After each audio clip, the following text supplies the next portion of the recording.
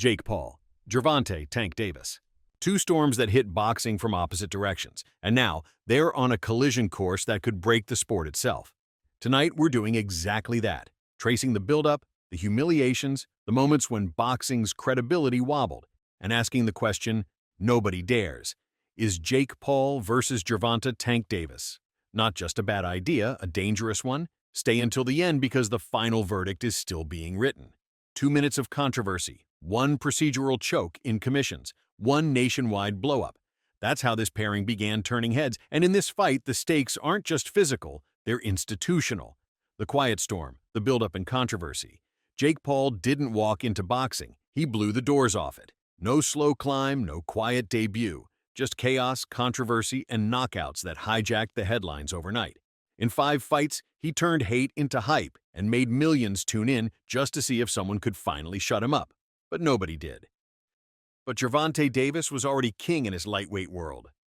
Putting the two together should have been dramatic, but what's happened instead is confusion, regulatory fights, and a spectacle that feels less like a fight and more like a skit. In August 2025, it was officially announced. Paul versus Davis, not as a title fight, but an exhibition. The issue? The weight gap.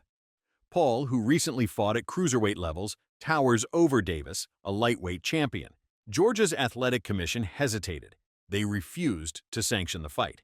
The chairman reportedly called it the dumbest *T I've ever heard and labeled it a money grabber.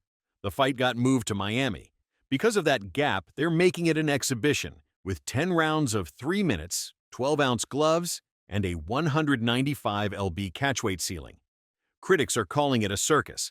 Already there are whispers of fixed, mismatch, and WWE with boxing gloves. So, from the outset, this isn't a fight born of athletic logic. It's a promotional beast trying to dress itself as a combat sport. Humiliations and strategic cracks. If you want to see what this pairing threatens, look at how both fighters have humiliated opponents before, not by flurry and flash, but by exposing weak structures in them. Here are the examples to keep in mind. Jake Paul's humiliations. Paul has leaned into spectacle fights. He faced Julio Cesar Chavez Jr., a faded legacy name instead of a top contender. He even faced Mike Tyson, age 58, in an exhibition. Critics panned it as a sideshow disguised as sport. In press events, Paul has used mockery. For example, making fun of Davis's height, joking about his reading, shadowboxing to provoke him. Gervonta Davis's vulnerabilities and choices. Davis, a legitimate champion, also has moments of avoiding fights. His drawn match versus Lamont Roach Jr. in March 2025 ended controversially. Roach and his team publicly accused Davis of dodging the rematch to instead chase Paul's payday. Davis's demeanor in press interactions has often been reserved, quiet, unenergetic, and non-committal. That posture makes all provocations from Paul feel more harsh. Together, their histories show a pattern. Paul uses showmanship to amplify advantage. Davis uses restraint, which risks being overwhelmed by the theatrics. Why is this fight a mismatched idea? The deeper argument. Let's lean into the storm logic. The storm has reasons to be destructive. This fight is destructive to boxing's integrity, fairness, and legacy. 1. The legitimacy collapse. Boxing already battles being perceived as old, niche, conflicted. When a YouTuber versus a world champ becomes headline news, fans and purists see the sport bending to spectacle, not talent. Many commentators warn this fight could degrade boxing's value. This isn't just a concern about one fight, it's a reflection of a larger identity crisis, where fame now outweighs fighting merit. If boxing keeps rewarding celebrity over skill, its foundations as a competitive sport could erode beyond repair. 2. Physical fairness, danger, and asymmetry. A huge weight, height, and reach gap means one side has structural advantages before a glove is raised. The exhibition label and larger gloves may reduce damage, but they don't erase physics. Some analysts have voiced concern about Davis being at risk from a larger man's leverage. Even with catchweight negotiations, the physics don't lie. Jake's natural mass gives him knockout potential that Tank has never faced. For Tank to survive, he'd need to fight uphill against someone built for a different division entirely. And that mismatch doesn't just threaten competitive balance, it raises genuine safety concerns. When a naturally bigger man connects cleanly, the consequences can go from defeat to damage fast. 3. Reputation risk for the real fighter. Tank Davis is a world-class champion with knockout power, skill, and legitimate legacy ambitions. Losing to a YouTuber, even by decision, would stain that image beyond repair.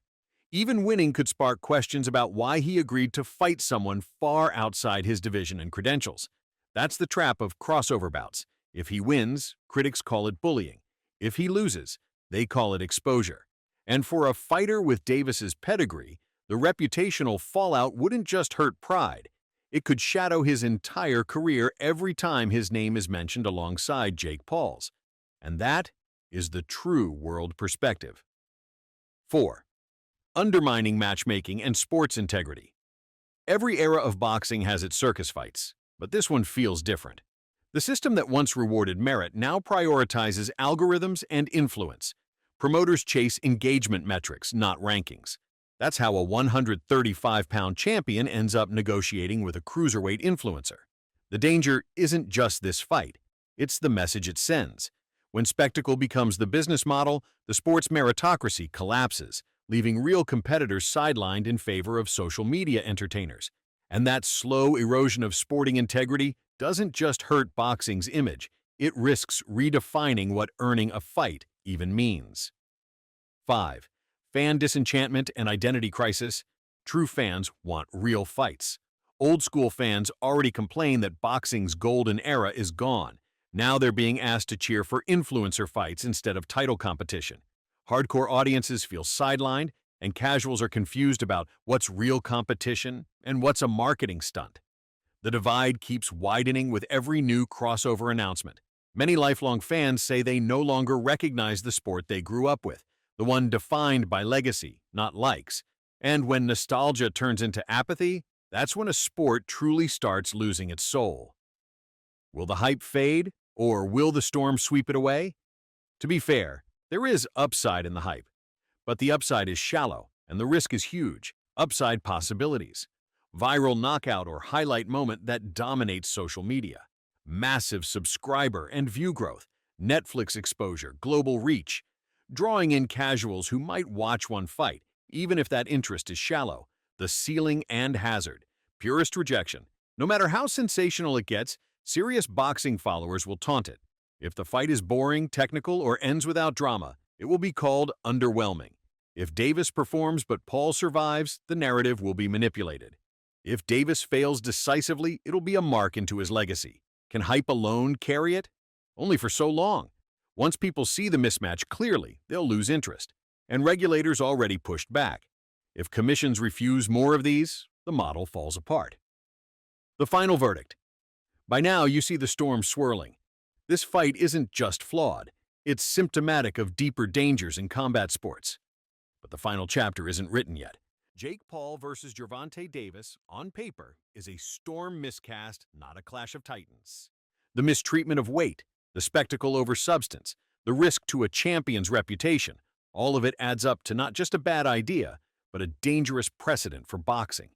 If you feel the weight of this argument, do these. Hit like, subscribe, comment your view, who you think wins, and how much it matters. Because in a matchup like this, the fight outside the ring is already raging. I'll see you in the next one.